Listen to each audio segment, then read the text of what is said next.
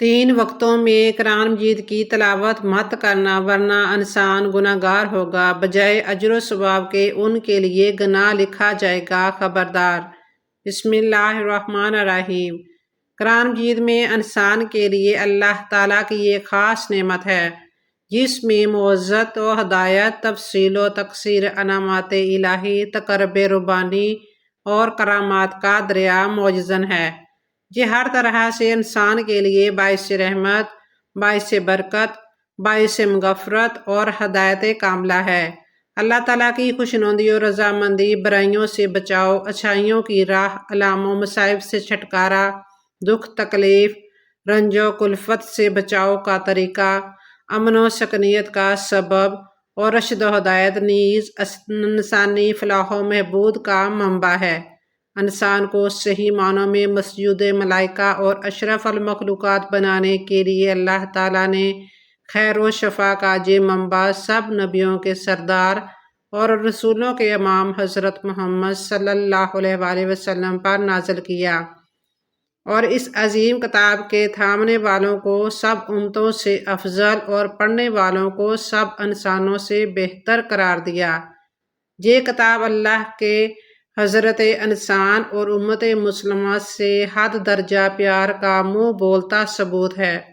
حضرت انسان اور مسلمانوں کو بھی چاہیے کہ وہ اس عظمت اور رفت کے مرکب کی کما حقہ قدر کرے اور اپنا آنگ آنگ اس کے حوالے کر دے، تبھی اس کی رحمت و برکات، مغفرت و ہدایت اور قرب الہی و انعامات ربانی کا حصول ہو سکتا ہے۔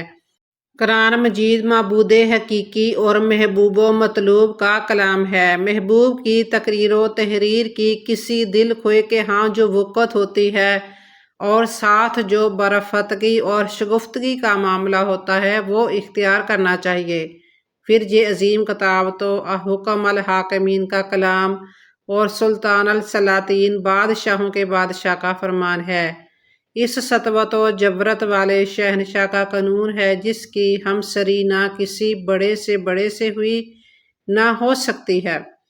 جن لوگوں کو سلاطین کے دربار سے واسطہ پڑتا ہے وہ تجربے سے، اور جن کو نہیں پڑا وہ اندازے سے سلطان فرمان کی ہیبت جان سکتے ہیں۔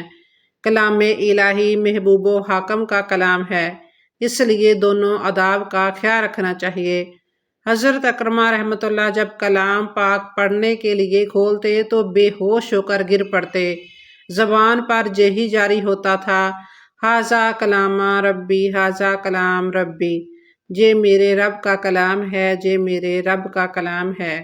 یعنی اس کو ایک عام فرد کی طرح نہیں پڑھنا چاہیے، صرف بندہ بن کر اپنے آقا، مالک، محسن، منعم کا کلام سمجھ کر پڑھے، اس کے حضور اس طرح حاضر ہو جس طرح کسی خاص تقریب میں آقا کے حضور حاضر ہے، اچھی طرح مسواک کر کے، وضو کر کے، ایسی جگہ جہاں یکسوئی حاصل ہو، نہایت وقار اور تواضع کے ساتھ قبلہ رو بیٹھے، نہایت حضور قلب اور خشوع کے ساتھ اس طرح پڑھیے گویا حق تعالیٰ سبحانہ کو کلام پاک سنا رہا ہے یا اس ذات برحق سے گفتگو کا شرف حاصل کر رہا ہے۔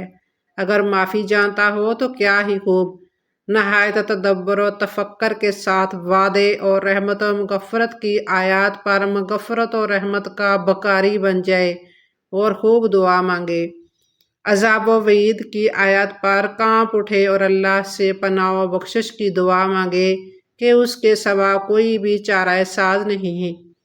جن آیات میں اللہ کی تقدیس و تمجید ہے وہاں سبحان اللہ کہے، تلاوت کے درمیان از خود رونا آئے تو بہت خوب روئے، ورنہ با تکلف رونے کی سی کرے۔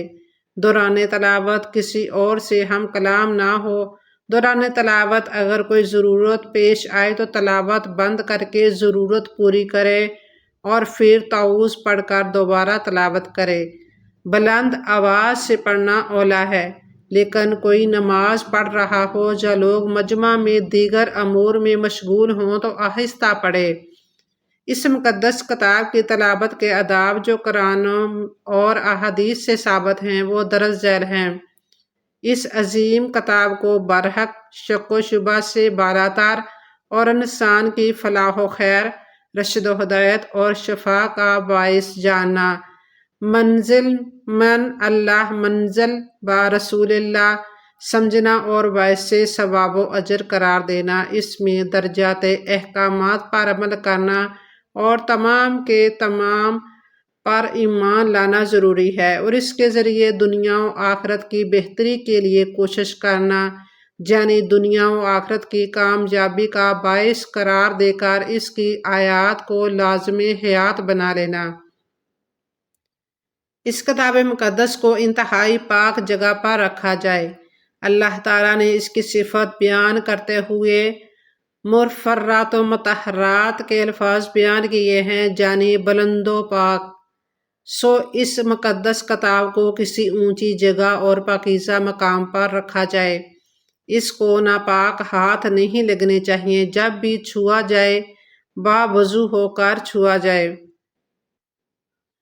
لا یسمعہ الا المطہرون میں یہی حکم ہے۔ نیز رسول اللہ صلی اللہ علیہ وسلم کی حدیث مبارکہ میں بھی ہے، یعنی کہ ہرگز قرآن مجید کو بے وضو نہ چھوا جائے۔ یہ وہ حکم نبوی صلی اللہ علیہ وسلم ہے جو حضرت عمرو بن حزم کے ہاتھ یمن کے روسا کو بھیجا گیا تھا۔ حالت جنابت اور حیض و نفاس میں قرآن پاک کی تلاوت بھی جائز نہیں۔ حضرت ابن عمر رضی اللہ تعالی عنہ سے ابو داؤد ترمذی میں روایت ہے کہ رسول اللہ صلی اللہ علیہ وسلم نے فرمایا، حائضہ اور جنبی قرآن سے کچھ بھی نہ پڑھے۔ بے وضو قرآن کو چھونا نہیں چاہیے، البتہ زبانی پڑھا جا سکتا ہے۔ البتہ حالت جنابت، حیض و نفاس میں زبانی بھی نہیں پڑھنا چاہیے۔ اسی طرح اگر کوئی جنبی اور حائضہ کے سامنے قرآن پاک پڑھ رہا ہو اور وہ غلطی کر جائے تو اس صورت میں غلطی کی درستی کے لیے جنبی اور حائضہ کے قرآن پاک پڑھنے کی اجازت ہے۔ ایسے ہی عام معمولات میں کلمات خیر، مثلاً الحمدللہ، سبحان اللہ، انشاءاللہ وغیرہ کہنے کی بھی اجازت ہے۔ جب بھی قرآن پاک پڑھے بلند آواز سے پڑھے کہ اس کا سننا بھی باعث ثواب و رحمت ہے، اور اس سے یہ بھی مقصود ہے کہ اگر کوئی غلطی ہو تو کوئی سننے والا درستی کر دے۔ امام بخاری رحمۃ اللہ نے جامع الصحیح میں باقاعدہ بلند آواز سے قرآن پاک پڑھنے کا باب باندھا ہے۔ اور حضرت عبداللہ بن مغفر رضی اللہ تعالیٰ عنہ سے روایت ہے کہ میں نے رسول اللہ صلی اللہ علیہ وسلم کو دیکھا، وہ اپنی اونٹنی پر سوار تھے اور لچکدار لہجے میں بلند آواز سے سورہ فتح پڑھ رہے تھے۔ حدیث میں ہے کہ اللہ تعالیٰ قیامت کے روز قرآن پاک کے پڑھنے والے کو کہیں گے کہ ترتیل سے پڑھتا جا، جس طرح دنیا میں پڑھتا تھا، اور جنت کے درجات طے کرتا جا، جہاں آیات ختم ہوگی وہی تیری منزل ہے۔ قرآن پاک کو جتنا بھی غور و فکر سے پڑھا جائے بہتر ہے۔ کم از کم مدت 1 ماہ میں ختم کرنا چاہیے۔ اگر مزید استطاعت ہو تو 15 دن میں، مزید استطاعت ہو تو 7 دن میں، اس سے کم بالکل نہیں پڑھنا چاہیے، یعنی تم قرآن کو 1 ماہ میں پڑھو۔ حضرت عبداللہ رضی اللہ تعالیٰ عنہ کہتے ہیں، میں نے کہا کہ میں اس سے زیادہ کی استطاعت رکھتا ہوں۔ آپ صلی اللہ علیہ وسلم نے فرمایا، زیادہ سے زیادہ 7 دن میں پڑھو اور 7 سے کم بالکل نہیں۔ اسی وجہ سے قرآن پاک کی 7 منازل بنائی گئی ہیں تاکہ حفاظ و قراء 1 ہفتے میں قرآن پاک کا دور کر سکیں۔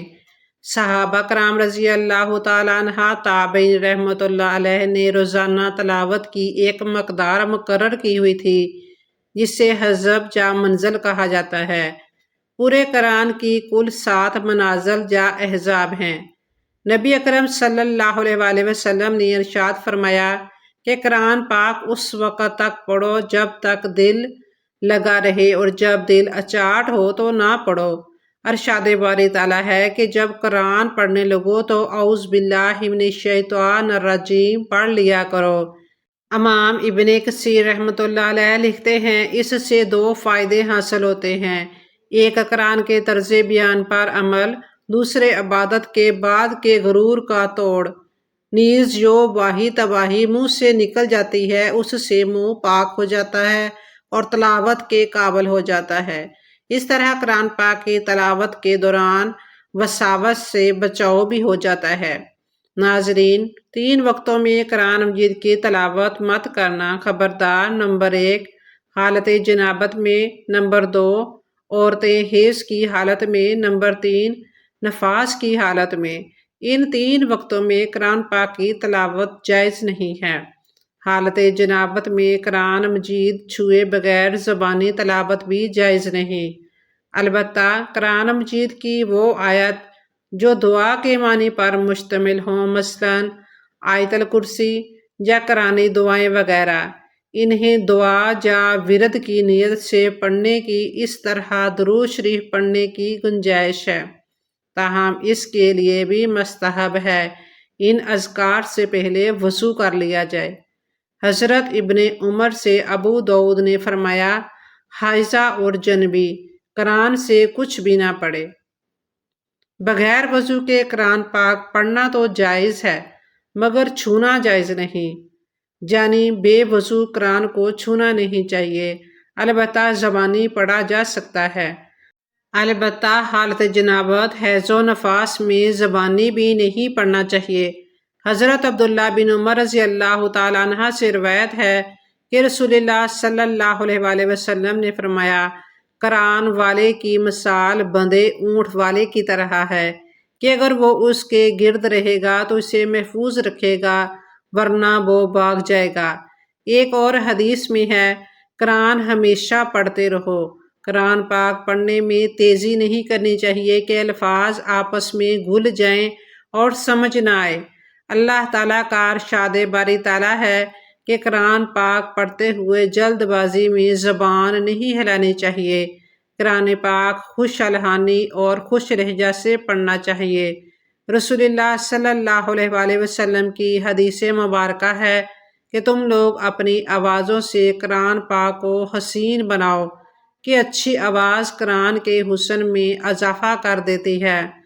اللہ الرحمن ہمیں قرآن پاک کو صحیح پڑھنے اور سمجھنے کی اور اس پر عمل کرنے کی توفیق عطا فرمائے۔